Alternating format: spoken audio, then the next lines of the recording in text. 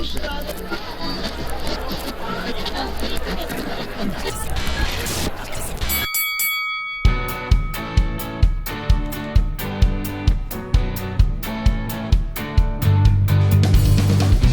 Friday, August 8th, 2014. I'm Jimmy Principe. I'm Sydney Foster. And I'm Trey Comstock. Put in your final orders because this is Tech's Last Call, episode 83.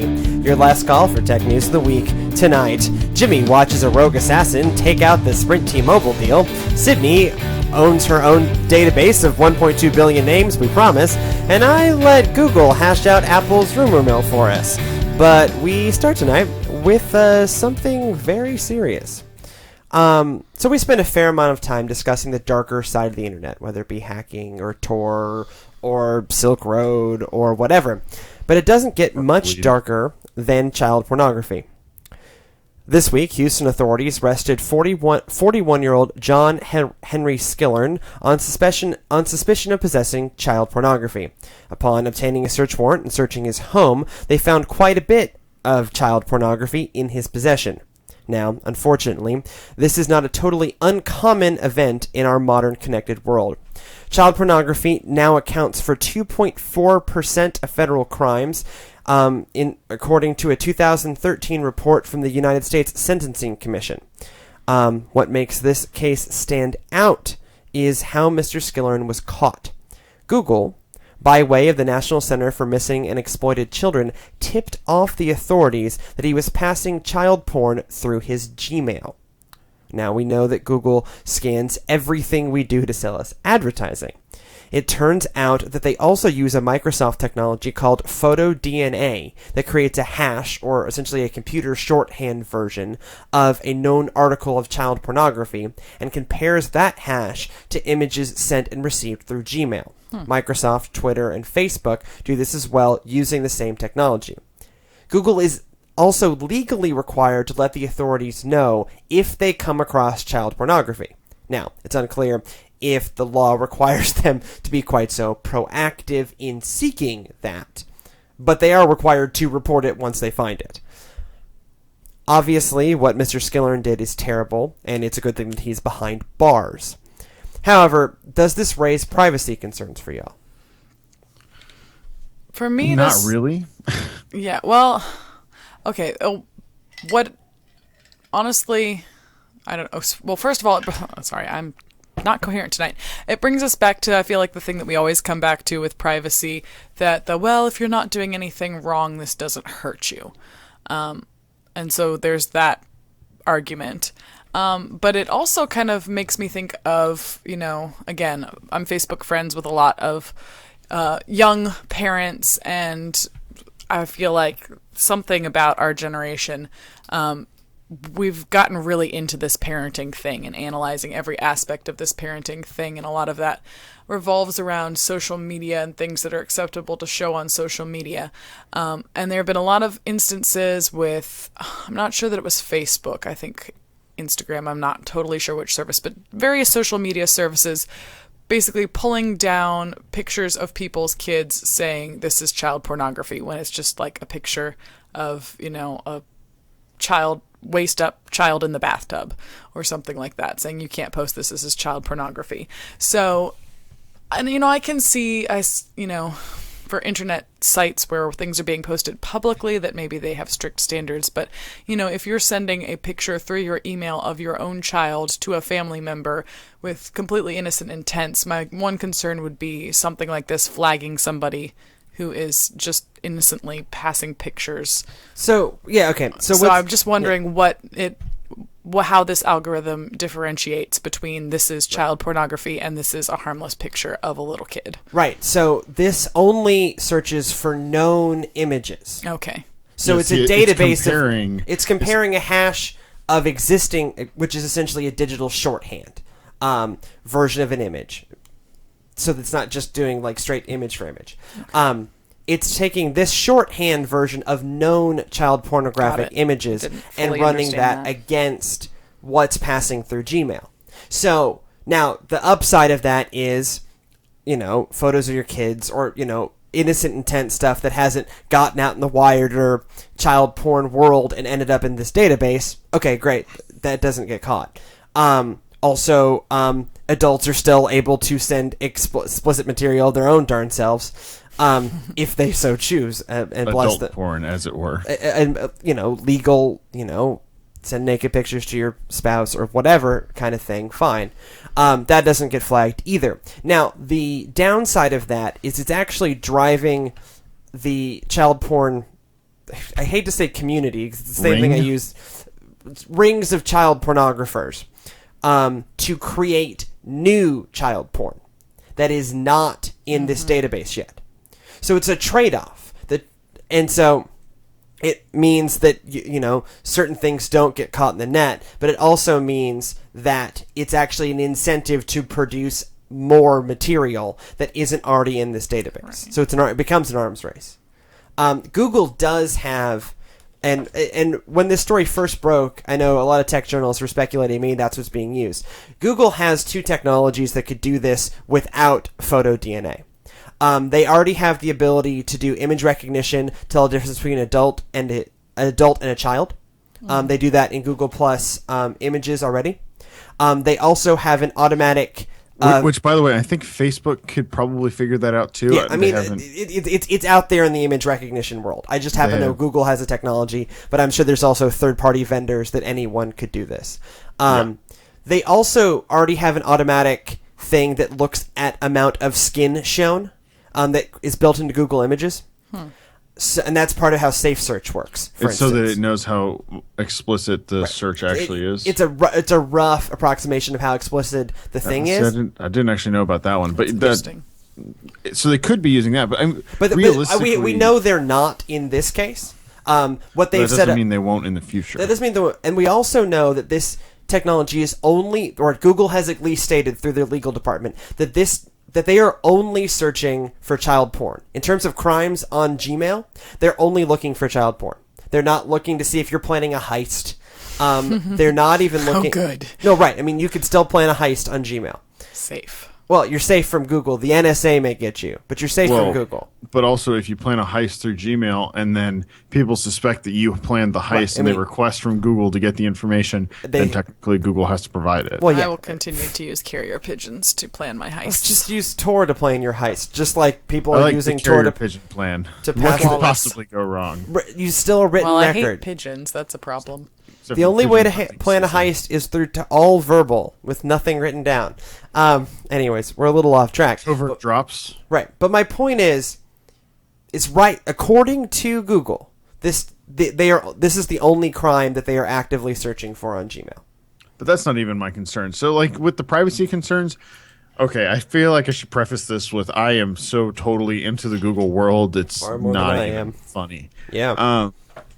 And so actually, it's kind of funny. It's actually no. I'm so into the Google world that I've gone past where it's funny, past where it's not funny, to the other side where it's freaking hilarious how much information Google has on it. Yeah, it's pretty funny. Gmail and me, man, it's a very strange relation. Anyways, but basically, I have already accepted that anything that I do on Google or Facebook or any service online is going to be tracked and going to be used.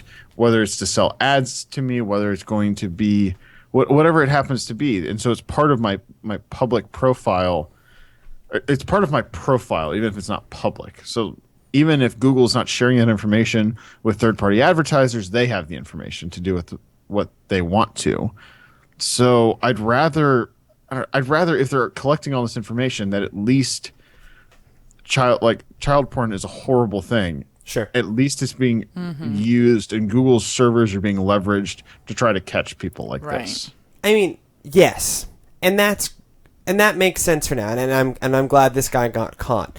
But I think if we look at this from a 30,000-foot view, it changes a little bit in that it does raise the question of, okay, yeah, I get that Google is doing this, but should Google be doing this? Okay, so should Google have this level of information on people? And I realize we agreed to it, but we agreed to it without understanding the consequences? And at what point are there going to be consequences we're unwilling to deal with? And at that point, we're too far in. I mean, that's the slippery slope almost. But the other thing is that what's the analog equivalent to the service that Google is providing, and how would they have handled this? I mean, that's the question. It would be. There isn't. I mean, the closest analog I can think of is you're sending something through the postal service, and they open your mail and see that private it's child company. porn. So it's private company. So someone sends it So through you send FedEx. it through FedEx, and they open your mail and they see it. And so FedEx, this would be like FedEx X-raying every package to see if it contains a gun. I think that they do that for hazardous materials, so I don't know if that's a good analogy. No, but I mean, it is essentially the same as them doing that.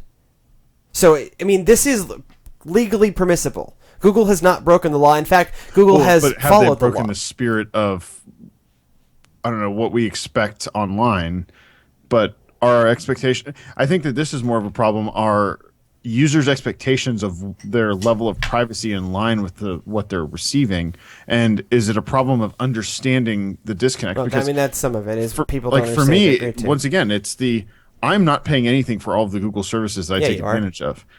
Yeah, you are. You're paying. No, you're not paying money. By that I mean out of pocket. Right. I'm not giving them a monthly fee for my Gmail, for my Google Plus, for my any of that stuff, or Facebook. I'm not giving them a monthly fee for being able to connect to all of my friends and host my pictures and all of those things. And so by giving them this information, by giving them access to this information, and some of it you have agreed to over time as they've broadened their privacy policies, and with all of the different, double find and all of these different, or double click and all these different things, they've expanded the range of what they're searching for, and what they're collecting and how they're leveraging big data against you. But it's something you've agreed to, and it's part of receiving a free service. I know. Okay, and yeah, I mean, there is no such thing as a free lunch. And these services look free, and you don't have to pay money, but you're paying them. You're paying them with your time, and you're paying them with your information. Well, you're paying them more with your information in some cases, with Google specifically. With Google specifically, but I mean, also to get click you in and out of their search engine as fast as possible, because, I mean, anything that can make you get your search result that you want faster is a win for them. Well, sort of, in that what's the win for them is whatever can deliver the relevant advertisement so you click on it fast enough is the win for them. Your search result is ancillary.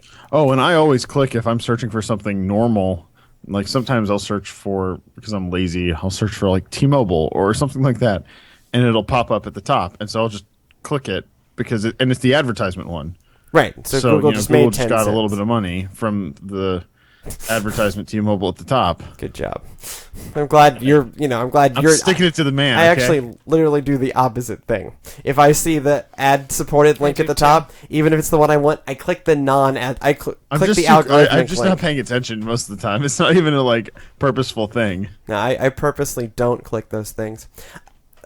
So this is the world of big data.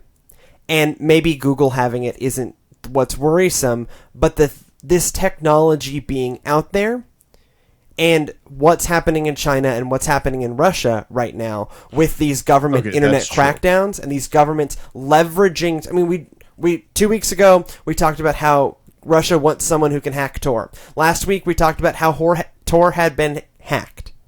Right? These kind of things. If China or Russia or some other malevolent power could leverage this kind of big data against their own people, which we have no evidence that China isn't doing this. Now, that's a great conspiracy way of saying we also have no evidence that China is doing this. But China is certainly using... You can't prove that you're not doing this. Right, you can't prove that... Yes, you can't prove you're not doing anything. You cannot prove a negative. So... my concern may not actually be Google, because in the end, it's not in Google's interest to totally screw you over. Because as they'll tell any antitrust regulator, the alternatives are just a click away. So, but yeah, the technology, there's a difference between the technology existing and who has it. Right now, this is a Google story, but it's also not a Google recognition technology. It's terrifying if Google or if it's fun when Facebook has it and they can automatically tag your pictures for you. But is that fun? You have a strange idea of fun. It suggested you being tagged in some of the pictures I just uploaded. So I mean, great. I'm happy. I guess. It makes my Facebook page much more interesting than I've ever managed to make it. Way more entertaining when it's wrong. A friend of mine, That's again, true. back to That the does happen. Facebook parents, I had a friend of mine who just had a baby, and apparently many people who are friends with her got suggested to tag some other Facebook friend of theirs as the baby. So Excellent. that's fascinating. Not So- the dad, by the way. So while we're on concerns of internet security, what happened? What happened to Sprint? What happened to T-Mobile? Why was this deal not Why did the secure? world end? Why did the world going burn? on in our lives? Why was this deal not secure? So this week was a big week for the country's third largest wireless carrier, And the Sprint. fourth largest wireless And carrier, also the T-Mobile. fourth largest wireless carrier, T-Mobile. First, according to the Wall Street Journal, Sprint's parent company, SoftBank, has decided that they will no longer seek the purchase of T-Mobile. Sad day for T-Mobile. Analysts believe that this was not announced, but analysts believe that SoftBank CEO Go for it. Come on. Masayoshi Yep. Son Yeah, there you sees go. the regulatory approvals as insurmountable. Yep. Which is interesting because I feel like another wireless company in the United States ran into a similar problem with trying to acquire T-Mobile. It's the kiss of death. Sounds familiar somehow. Hilarious that this happened again. In addition to this, before they were even able to confirm that this rumor was true, Sprint CEO Dan Hesse announced that he would be ending his 7-year stint in the position of CEO, Interesting. effective August 11th. Taking his place is the current Brightstar CEO, Marcelo Claire, whatever, who has been credited with a more entrepreneurial spirit. There was a lot of other things that were swirling around this. Apparently, if the T-Mobile deal had gone through, then T-Mobile CEO would have taken over and Dan Hesse would have been demoted or asked to retire regardless. So this was kind of already in the plan for Sprint. But that being said, do we think that this is really kind of what Sprint needs, is to have a new CEO that has a new vision? Or do they risk even greater obscurity and waning market share compared with AT&T and Verizon? Well, I think the other rumor that cropped up around this is what might be more interesting is, remember, Dish Network is still trying to buy T-Mobile. Oh, well, yeah, that's true. Well, but it's because the guy is crazy. Well, yes. T-Mobile is insane. But he's also, I mean, T-Mobile is brilliant. also crazy. That's true. And so, crazy... I can't remember what the T-Mobile CEO's name is right off the top of my head, but dude's nuts, though. John John Gazari? It's Yeah, that's Laguerre or Leger, and I Yeah, don't know which one something it like is. that, yeah. Laguerre, I think We're it having is. a lot of problems with names that look like they should be easy to pronounce but aren't actually. Right. So, I mean, they both have this just let it burn kind of attitude that I really appreciate. Well, I loved the T-Mobile CEO was at the AT&T event was that at CES or at Mobile World Congress? CES. That's you. Excuse me, CES. That was And he got thrown out. he got thrown out. That was great. And he tweeted about it. I hope he was wearing a fuchsia shirt. And also, I mean, T-Mobile's growing and are talking about that they might be surpassing Sprint soon. And T-Mobile announced this week, this is not part of this story, but T-Mobile did announce that they are the largest prepaid carrier. Prepaid carrier. Also, someone else tried to buy them this week. European French company tried to buy, started with an I. Tried to buy them this week for $15 billion. Tried to buy one of these two companies for $15 billion and got turned down. It's just hilarious because give up. Sprint was offering something like $40 billion for T-Mobile. T-Mobile doesn't want to AT&T's dance. offer was somewhere in line with that. Oh, and by the way, AT&T did give them $5 billion. Right, and because the deal didn't go for through. not buying them. Which is like, I think that that's still the best thing that ever happened to T-Mobile. I think that that is the thing that helped T-Mobile not totally and completely fail post AT&T attempted merger. But French telecom Iliad tried to buy it for 39. Hold okay, on. that's in line with what Sprint was offering. Tried to buy T-Mo USA. No, Because T-Mobile is still part of Deutsche Telekom, correct? no, it's no longer. It got spun out. Okay, I didn't In a remember. rival approach, the $16 billion French telecom offered $33 a share or $15 billion for a 57% share in the U.S. number 4 carrier, according to Which would dealbook.com. value them at $39 billion. which is a New York Times site, which would value them, right around $39 billion, which is what AT&T tried to buy them for.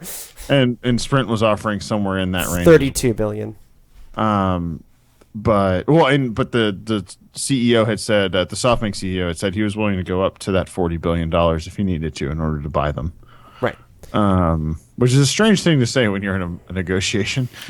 Well, what's interesting is T-Mobile is having to spend a lot of money to get what they have, and they're not growing as fast in what's generally considered in the wireless industry the more predictable revenue stream. What you want isn't prepaid subscribers. What you want is postpaid subscribers. So postpaid is the but traditional. T-Mobile changed the game a little bit. No, they really did, because they're the ones that forced all of the other carriers to offer all these other crazy plans. No, I get that, but they're still not growing as fast in postpaid subscribers. So that's still the predictable revenue stream. Prepaid, you can walk away at any time. And while that's good for us, that's not good for the telecoms, because the telecoms don't want you to be able to walk away at any time. And most of these elaborate plans with AT&T and Verizon and Sprint still involve some form of commitment. You're locked in some way. Locked into something, and right. It's really not a good plan for you. Don't do any of those plans. They're all horrible. There are some exceptions. So we're doing the AT&T family share plan. Because you don't have another choice. AT&T eliminated all the other.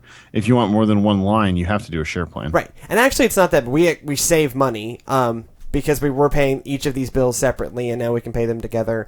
And even with having to do a weird, AT&T Next in order to get Sydney a new iPhone after one shattered. We're still saving money than what we were paying those two phone plans separately. So you can save money over and against what you were originally paying on AT&T for a reasonable amount of service. It makes sense if you have multiple devices too. I think that's really where it makes sense. If you have an iPad, like an LTE iPad, and you have a phone and you have a hotspot, then you can just pull on the same pool of data, and it doesn't matter. Or your family. I approve of that general model. But really, I think that the most interesting thing about Sprint getting a new CEO is the fact that what's always been the most interesting thing about Sprint, or at least in recent history, has been they just have so much spectrum. They have so much of it. And they recently rolled in Clear. They still have a bunch of MVNOs, though, and they've, like Ting, for example, is one of the ones that I've used before. Virgin. It's also Freedom Pop is another Sprint Freedom MVNO. Pop runs on Sprint. Trey's favorite. They all run on the Sprint network, and that's because Sprint just has so much spectrum. They don't even know what to do with it. Oh, they literally don't know what to do with it. They literally do not know what to do with it. And this is the company that rolled out WiMAX. And so WiMAX, because why not? Just why not? But part of their problem, and it's the same thing T-Mo has, is they still lag behind in LTE. Whereas where Verizon and AT&T are strong, especially Verizon, is LTE. Well, and Verizon, I think, is an evil dictatorship, and that's my own personal opinion of that company, because they just don't care about their consumers to a point. They're like, whatever, we don't have the best phones. You'll But live. they've been that way for 10, 15 years. I know, they just don't care. They just, they looked at the They're iPhone just and like, whatever, you keep coming back, we're still doing really well. We don't care. Apple went to them with the iPhone. They're like, nah, it doesn't really fit with how we do. We do this CDMA thing, and that doesn't really fit. So nah. And AT&T's like, yeah, it's gonna ruin our network. Let's do this. And it did. It ruined their network for years, to the point where they still have this reputation of, it doesn't work. By the way, it works now. You can make a call in the Bay Area and New York City. But anyway, I just remember when the iPhone 3G came out, and finally, that's when everyone really bought an iPhone, and the entire world ended. And the entire tech industry spent a year going, I can't receive phone calls. So demanding. And listen to all. I want a phone that can receive phone calls. Right. And it just became a given that no, it doesn't get calls. It's like, you think we're being held hostage by Windows 8. You should have seen the days of the iPhone 3G. That was a hostage situation. The whole tech, CES, the whole AT&T network would just go down. Just like, Everyone has an iPhone. I don't know what to do. Only the Steve Jobs version. It was just like, no one knew what to do. It brought the whole thing to its knees. So, speaking of bringing the whole thing to its knees, Sydney, do we have something to be concerned about? Ladies and gentlemen, the hackpocalypse is on us again. Maybe. It's hackpop. I've been fooled once. Can't say hackpocalypse. Oh, Fool me well. once. Apocalypse. No, Shame on for real. you. Fool me Fool me twice. twice. You ain't gonna fool me twice. You ain't gonna fool me again. So the New York Times reported on Tuesday that a group of Russian hackers known as Cybervor have collected heard of them. 1.2 billion. They're like anonymous. But with a way cooler name. So they've collected 1.2 billion What? with a B username and password combinations and 500 million email addresses from over 420,000 websites. So again, hackpocalypse sounds scary. Makes you feel insecure. Yeah, And and- not good. And like they said, from every industry and some of the Fortune 500. Right, large companies to small websites. So pretty much run for the hills, get out your bug out bag, and let's go. So if You you're go Neo Amish on this one. I have my knife. Let's go. so if you're concerned about this, guys, you are in luck. Because a bottle of Hold Security, the firm that uncovered this breach, will very happily provide you with security services for the, and this is a word that they used, symbolical fee of $120 a year. Let's be clear about something. That's after media pressure. It was originally $120 a month. correct. I said $120 a month, and it was coming. It's now coming soon. Right, But it for- was immediate. It was immediate. You could immediately pay $120 a month. So pretty much as soon as they, turned this information over, it was like, it's okay, we'll save you for the symbolical fee. Symbolical is not a word, y'all. Symbolic. We have a word for that. So if this sounds Right. fishy to you, you are not alone in thinking that. Shortly after the New York Times piece broke, several other tech media outlets began analyzing and questioning the information set forth by Hold Security. So it seems that the numbers being presented are legit. There was an outside reviewer who looked through their databases and said, yes, this is all real information. But it is unclear as to how many of the passwords and emails in question were recently stolen, as in Cybervor actually went out and got this stuff themselves, and how much they just bought from hacks of the past. And that could be talking about things that happened Target. years ago that people have, for the most PSN. part, Or global change their global passwords, securities. basically Yep. things that don't apply anymore. Is that Another correct? aspect of the story that leads many to question the need for panic is that, for the most part, the only result that has been seen from this hack is some Twitter spamming. So it's not like Cybervor are rolling in the Benjamins or bringing down the electric grid of the United States. No, they're spamming on people's Twitters, On which is Twitter. annoying. Yes, but not It's like necessarily lolcats all over again. hackpocalypse. So it seems that the story may have been way, way overblown. You don't say. Possibly because of somewhat questionable motives on the part of Hold Security looking to make a profit. Really? So at this point, I think we can pretty certainly say that there's not really much cause for concern here, but it does raise an interesting question of where the public mind is on hacking and things after serious cases like Heartbleed and Target, and how easy it is to get us to panic. So let's be clear about something. This may be cause for panic, but without clear, data, we have no idea.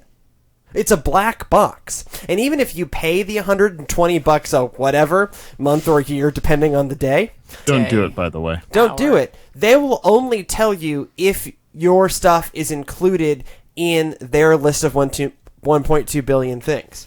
It won't tell you, it's there. Sorry, buddy. or it's not there. They have not released this database. Right. There they is will no- not. They cited basically non-disclosure agreements Right. and concerns that Blah, they're blah, not saying blah, which for- websites are involved. Right. Because They're we still don't know vulnerable. which websites are involved. We don't know who might still be vulnerable. So Right. basically, they're not giving out any information that might allow you to actually react to this in a proactive way. You want to know what this is? This is I guess react in a proactive Shady way. as hell. Makes no this is sense. shady as hell. Because Accurate. this is bad security. This is extortion, is what this is, right? So there are 420,000 compromised websites out there. What are they? Who knows? Even if you pay the Because money, they said you everything still from a don't small know. website to a large website. It doesn't, So it doesn't be matter. our website could be compromised. Right. Who knows? Who knows? Okay. Oh, no. Well, we All we the have people who send us their credit card we information. thank God are don't screwed. handle our own back end. So probably it's Squarespace would tell Squarespace. us. I have faith in Squarespace telling us. I mean, they sent us an email about Heartbleed. Anyways, way off topic. This is extortion. This is bad security, right? If this was a responsible security firm, they would release at least the sites that had been hacked so that those sites could secure themselves. Mm-hmm.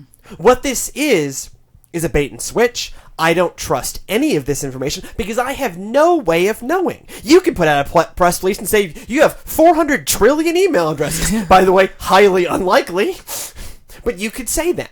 I mean, without any ability to verify this data, who knows?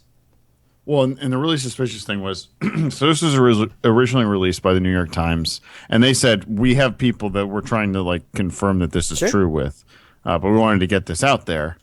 And at the time when the New York Times article went up is when this post went up on Hold Security's website about the $120 thing, and basically, there's a really good description on The Verge. That's going to be in the show notes. And there's also a good Forbes article that's going to be in the show notes that basically says that maybe the media needs to just chill out a little bit with reporting on this and not be so quick to, well, try to incite a panic. So, I mean, essentially what Because the media played right. If Hold Security did have a devious end well, in they trying certainly to extort money out of you, they are certainly committing extortion.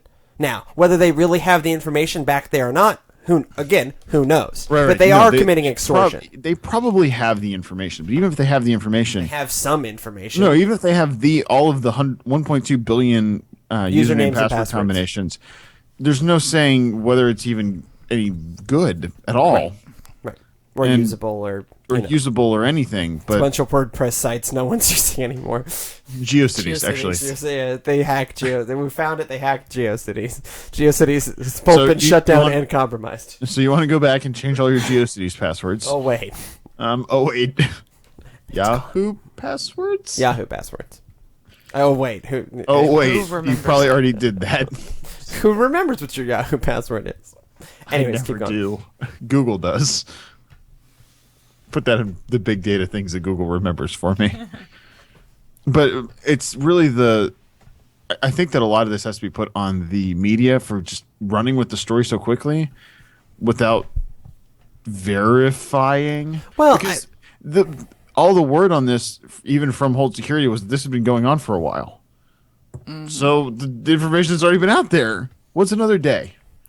Well, to me, Unless part you're of this afraid still you're gonna lies with what the media is doing is amplifying something really shady because they bought the press release. That we have 1.2 billion usernames and passwords, 500 million emails, 420,000 websites. Those numbers sound impressive. Let's publish something. Right, but the problem is Hold Security is an incredibly shady company It looks using shitty. incredibly Their website looks shady shady. methods to get money for this information. This is not good. This is not good security practice. If this was like when Heartbleed came out, Or like good journalism. that was someone who made money off of revealing Heartbleed, but they took it public so that people could fix it. And they're like, hey, Well, and they let you know what was compromised and how to fix it. Right. and- right, like they let you know. When PSN got hacked, it was like, okay, these are the people that are affected. Here's the information. We're going to fix it. This is, hey, I want to make money. I have all of this information that I acquired through me. Right? Okay. Like I said, podcast. Wait, came from Came from step 2. we came from step 2. Step 1, steal underpants. Step 3, profit. Like, it came from. And so, did they hack? Are they actually the hackers? Who knows? Who knows? Did they buy this on the black market? Most likely.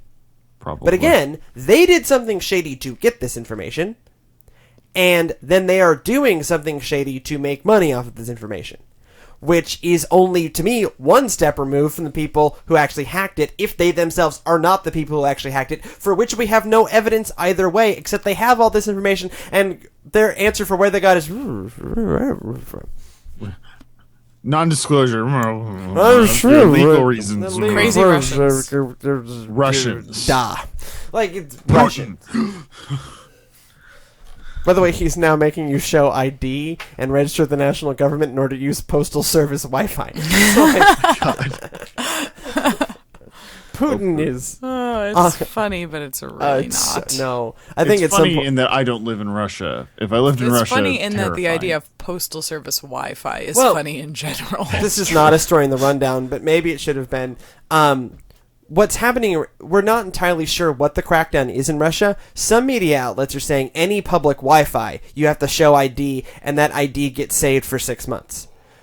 A Russian government official, who knows we believe them, said, oh no, that's only for postal service Wi-Fi. Another government official has said that no, it's only for only for a certain other type of Wi-Fi. So we're not entirely sure, but there is some form of crackdown going on Russian Wi-Fi.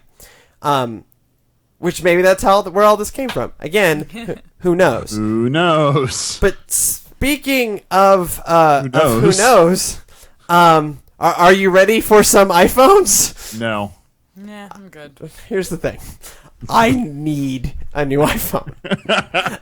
I need it. Trey, we need to redefine the difference between need and you need melatonin. You do not need a new iPhone. No, I mean, okay, let's see. I need an Apple device with a better that I haven't killed the battery life on. I would prefer that to be a new iPhone. Well, I hear the iPhone 6 might be the one for you. Yeah. So multiple media outlets are including Recode, Bloomberg, and the Wall Street Journal are faithful. Yeah, okay. Are reporting independently that Apple will announce new iPhones specifically on September 9th. That's school picture day. Okay, so this lines up with Apple's usual schedule, so it's not all that surprising news. It's just nice to have the date. What might be surprising is that noted Apple watcher, John Gruber, that's a joke from The Verge, I didn't write that one, is hinting that the iWatch will drop at the same time. Come on, tech predictions. So, Apple continues to sell products at incredibly high volume and garners a lion's share of the industry's profits, despite no longer having a lion's share of the market. But what does Apple need to put out this fall in order to stay in that position? Larger phone. Well, yeah, but yes, that's a given. Larger phone. But other than that, they can just keep playing to their strengths. Good build quality, good camera, good integration with the rest of their ecosystem. And presumably, if you look at iOS and OS 10 Yosemite, their integration's only getting better. Like literally, they should come out. What they should come out with at this point is they need to come out with a larger phone in the 5-inch range, not even like 4.5 to 5, somewhere in that range. What we keep hearing is 4.7. We're all but confirmed on the 4.7 inch model. 4.7 is a good form factor. That's what the Moto X was last year, and it had a surprisingly small form factor for being a 4.7 inch screen. And I believe that Apple can pull that off easily. Yeah. Especially if Motorola can do it a year ago. And so if you can pull that off with a good camera and then really, I mean, the thing that it's no longer a battle between iOS and Android. That's like a false thing, because at this point anyone that has a smartphone in the United States has already bought into an ecosystem. I'm not going to switch to iOS at this point. Right. I think you're not going to switch to Android at this point. I think that falsely represents the market. But no, you're right. I'm saying, you notice I did say in the United States. No, but I think that even falsely represents the U.S. market. I think for us, we're pretty bought in. But I think this is it's the myth of swing voters. The people who are usually reporting on these things are staunch Democrats or staunch Republicans. They don't understand the idea of swing voters. But I think there are still quite a few swing voters in the smartphone market. But I think that what Apple has right now is they have swing voters that are already on their side of the fence, and what they need to do is they just need to keep them. Right. Yeah. Like I think that all of the people that were on the fence, they either have an iPhone and want to get another one or are kind of wondering what Apple's going to do, or they had an iPhone and then they decided, oh look, shiny Samsung thing, shiny LG thing, shiny. Basically, shiny is the trend there. Speaking of shiny Samsung, Samsung says they're going to double down on new materials because because the gold. because are we over the gold phones. no Yet? because the Indian and Chinese smartphone makers are eating their lunch on the low end, and so they're going to double down on the high end and potentially. So they're going to put it between two chicken breasts. You notice what I did? Yes. Double down. That doesn't sound shiny. That sounds greasy. No, I mean they're going to. Presumably, this means they're going to start using more metal in their I phones. guess that does make things shiny. So what you're telling me is that never mind, I'm not going there.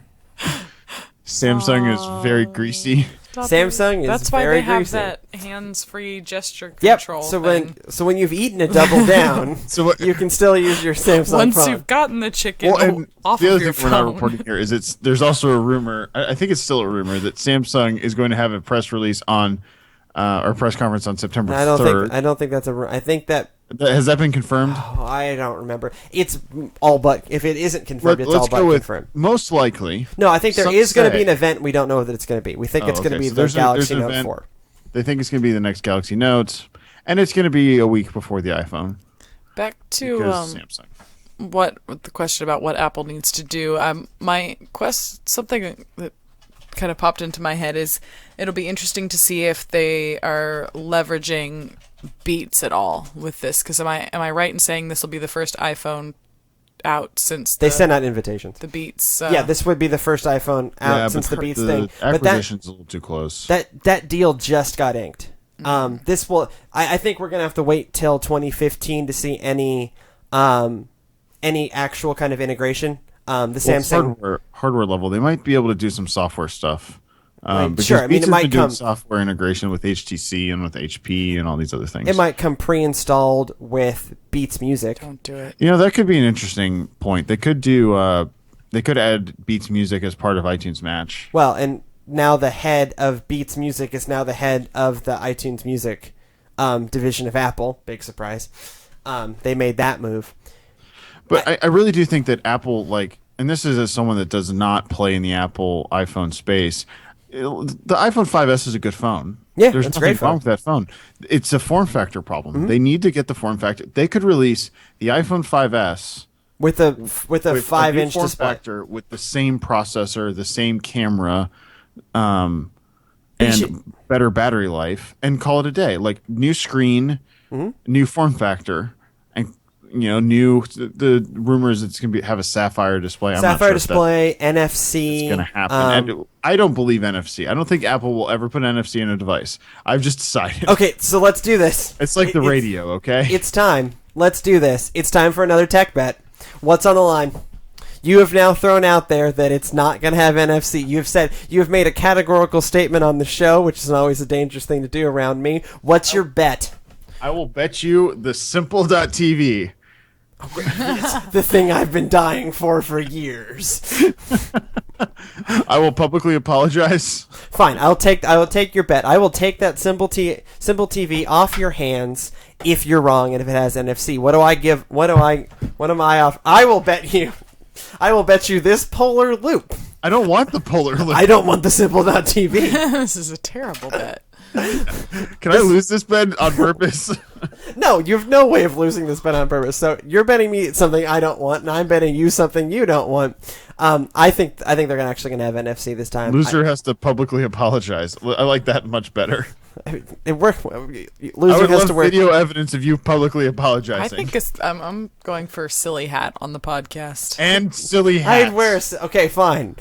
Loser has to wear a silly hat on the podcast and walk around. And Can I no, choose no. the hat? Loser has to wear a shirt with the face of the other of the winner on a podcast. Wait. So that means I have to make a T-shirt with my face on it. Sounds like work. I'll make the t-shirts. That's not a problem. Okay. Especially because I think I'm going to win this, and I will send you a T-shirt with my face on it, and you have to do the show with your camera angle such that it shows my face. Right now, I'm repping Toro and the Houston Texans. So repping Emery. So yeah, you have to wear a T-shirt with my face on it. That's acceptable. If I win. accept your bet. Okay, that's fair. Because I think Simple.tv. You heard I it think- here, folks. I think it is going to have NFC. I also think we're going to see the 5.5 inch. I mean, I think it's guaranteed we'll see the 4.7 inch. I think that's not in question. That number has been thrown around for 18 months now, that's the form factor they're going to. Okay, fine. I want that 5.5 inch. If it comes out, that's the one I'm buying. The iPhone Maxi. The iPhone Maxi. The iPad Super Mini. The iPad Nano. The iPad Nano. It's I the like iPad. that. The iPad. I will buy the iPad Nano. iPad Nano / iPhone Super Maxi. Partly because I think it will be hilarious to have a 5.5 inch phone in my baby mitts. But also, I think what Apple could do with that form factor of phone, showing how, especially with that 64-bit processor, that may be the sweet spot. It's still a little small. I don't know. Still a little small.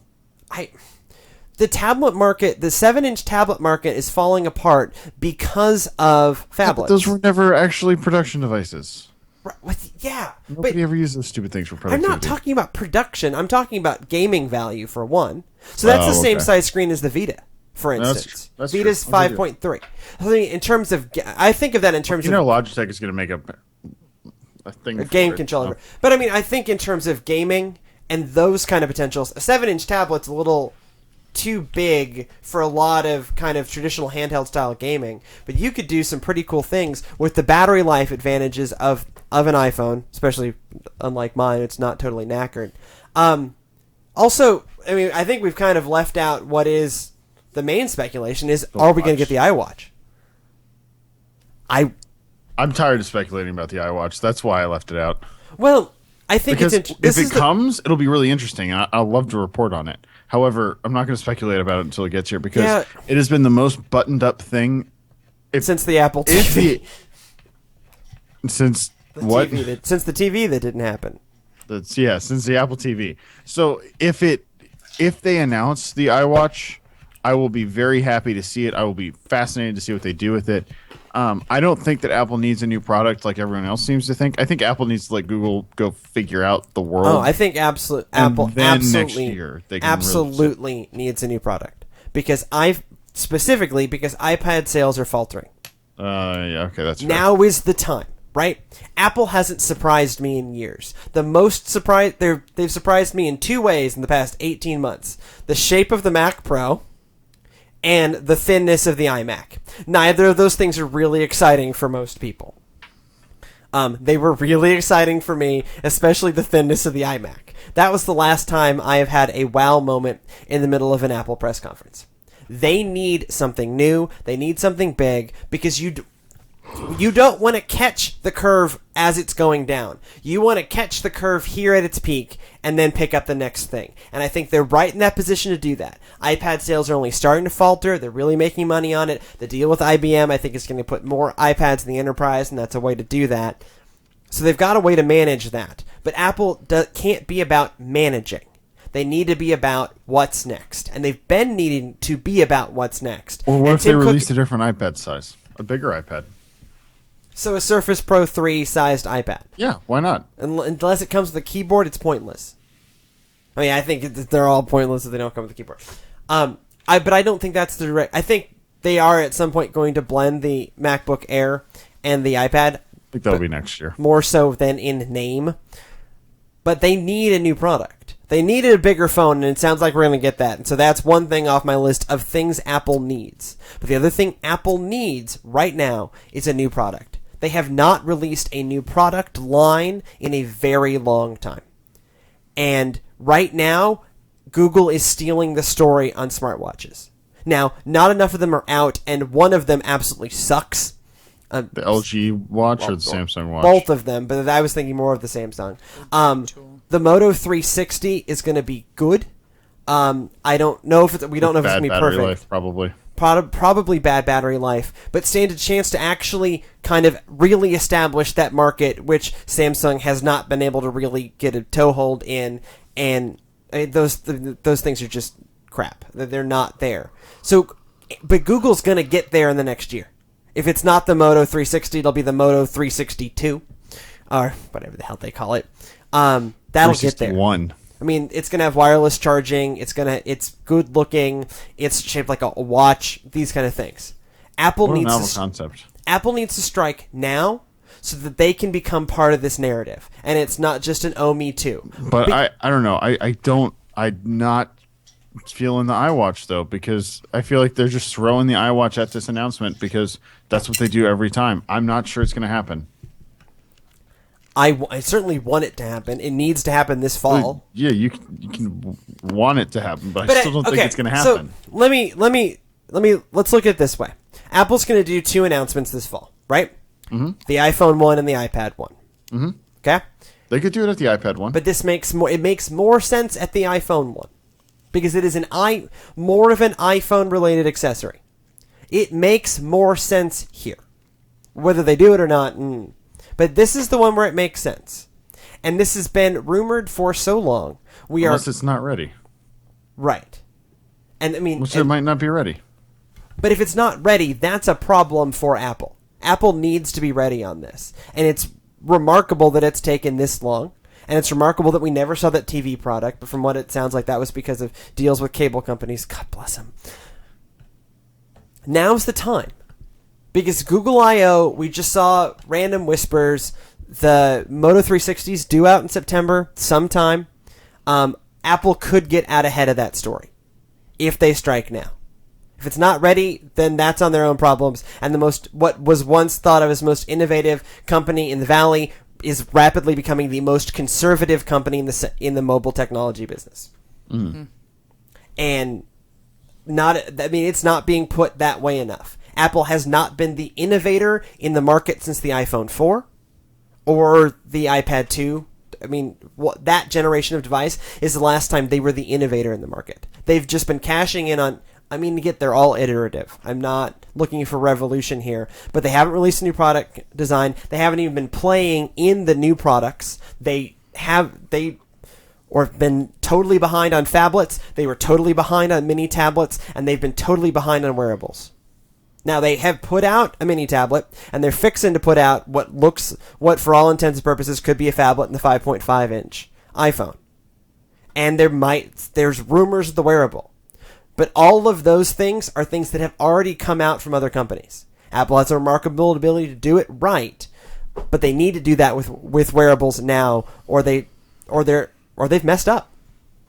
Right. I still don't think they will. I think they will, and I hope they do now.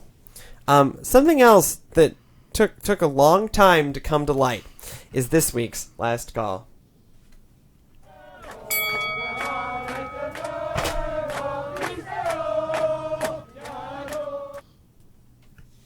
So have you ever wondered what the adorable character from Super Mario World that we've colloquially named Yoshi's full name is? No. I have never Apparently wondered that. Pretty much Yoshi just has assumed a he was full like name. Cher. Yeah, but apparently Yoshi does actually have a full name. Yeah. According to a 1993 Nintendo character guide, Yoshi's full name is T. Yoshisaur Munchakoopas. Yep. Is that a name or a scientific classification? That's his name. That's his name. However, the next piece of trivia that I also found interesting is scientific classification. We also did discover that Mario's species is officially Homo nintendonus. Ha ha ha.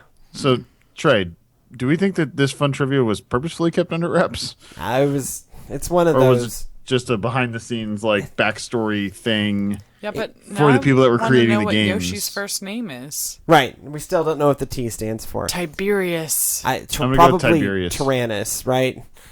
Whatever. Tiberius. This sounds like It's fun. It's fun. This sounds like one of those things that writers came up with. This sounds very much like Japanese and American cartoons of the 1990s is what this sounds like. And guess what? That's what it is. So that's not the only last call we got today, though. And continuing gaming news, I think we mentioned this actually on Techies Talking Tech Tonight, or T4. this week. But in case you were worried that Assassin's Creed Unity was the only Assassin's Creed game that you were going to get this year, It's not. have no fear. Ubisoft did announce another game for the Xbox 360 and the PS3, Assassin's Creed Rogue. So it's set during the 7 Years' War. Better known as the French and Indian War in the United States. In the United States. Which just confuses This high school Assassin's- students across the land. Oh, yes. This Assassin's Creed game follows the lineage of Haytham and Edward Kenway, and it has an awesome short cinematic. There's a link to it. I pulled the official Ubisoft site in the show notes. We did mention it briefly before, but what do you think of the strategy from Ubisoft of like doing two different titles with two different studios of one of their most popular franchises? Brilliant or annoying? I'm hugely excited about it. I really liked 2 years ago when they did Assassin's Creed 3 and Assassin's Creed 3 Liberation for the Vita. Assassin's Creed 3 Liberation was by no means the best game in the series, but it was a very enjoyable game. It was fun as a game. It definitely stuck to the formula. I liked the characters. They've managed this 2 games a year thing before. I mean, they have hundreds of studios and thousands of people working on these games. Right at the peak of Assassin's Creed 4, something like 4,000 people were working on this game or something crazy like that. Right, because they had to drop everything to finish it. Right, like drop Watch Dogs to finish it. That's what I mean by everything. And I like this strategy better than I like a dumbed down, buggy version of Unity running on 360 and PS3. I'm looking forward to both of these games. But now I'm going to have to buy a PS3 again because I sold my PS3. We've been through this scenario before. I have a PS3 that I will send it to you. We have a PS3 still within the organization. I happen to have it rather than you, but I will play that game on 360 and you can play that game on PS3. This is a settled issue. Or come play our PS3 and eat pimento cheese dip with homemade potato chips. Right. Excellent. All of the above. Better plan. All of the above. I'm a big fan of this. This is, the guy is Irish. You're going to see both links to the previous games, so 4 and AC3. And so is this the bridging game between? This is going to bridge between all of those universes of Connor and Haytham and Edward Genway, and then also the folks in Unity. Got all kinds of Britishy people all over the place. Britishy We people, went this- from Ireland to Wales Lots to of Brits. England in this family, apparently. England, yeah. Haytham is in England. Yeah. Connor's half English, half Native American. Edward Kenway is extremely Welsh. Extremely Welsh. Wonderfully Welsh. And now Shay, I believe is the guy's first name. I don't think he's a relative, but what it might explain is how Haytham is a Templar. Whereas Edward was hooked up with the Assassins. Well, who he may be the one that recruited Haytham into the Templars. Right, because Shay, yep. Shay Shay Patrick Cormac. Shay Patrick Cormac was an I'll assassin. get Patrick in there somewhere. Was an assassin and then becomes a Templar. And in the trailer, you see him killing an assassin with a huge sword up in the ice. Here's the plug on the Ubisoft site. It says, as Shay, you will experience the slow transformation from assassin to assassin hunter and use all your skills to take down those you once called brothers. Right, and But I don't want to be the bad guy. then don't play that game. I don't like being the bad guy. Then don't play Problem that solved. game. Luckily, you have an Xbox One, so you don't have to. Right, so you'll be able to play Unity And be the good guy. and be the good guy. Good guys. But I mean, you gotta. They've been doing this a lot, where ever since Connor, they've been blurring the lines, right? Especially like the big thing in Makes it more AC3, interesting. where you play as Haytham for a while, and then it's snap, he's a Templar, and it's just like, dude, that really did blow my mind. Yeah, no, I was not expecting that. So on that note, we should probably get out of here. Buy Assassin's Creed Rogue. It looks like it's going to be great. You have any feedback about how Jimmy is full of it, and of course the iPhone is going to have NFC, please send feedback to podcast@textlastcall.com, facebook.com/textlastcall, pinterest.com/textlastcall, or @textlastcall on your Twitters. However you find us, we'll be seeing you on the interwebs.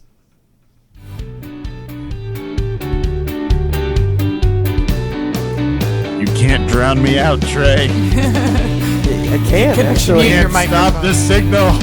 Just did. You're muted, and there's nothing you can do about that. Yep, you can, keep going. I'm just being something to completely edit this out for what people will see. Yeah, no, you're totally helpless. You are muted. You can do whatever you want. I have won. Oh, the huge manatee.